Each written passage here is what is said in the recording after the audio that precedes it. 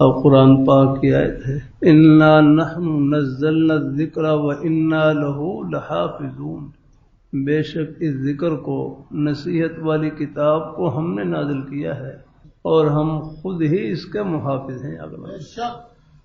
وَإِنَّا لَهُ لَحَافِظُونَ، ان بھی تاکید کے لیے، لام بھی تاکید کے لیے، جملہ اسمیہ بھی تاکید کے لیے ہے۔ تاکید جیسے کسی کام کی تاکید کرنا، ہمارے حضرت مولانا اللہ صاحب رحمۃ اللہ علیہ تاکید کے معنی کو یوں ظاہر کرتے ہیں وَإِنَّا لَهُ لَحَافِظُونَ، یقیناً ہم اپنی اس کتاب کی حفاظت کرنے والے ہیں۔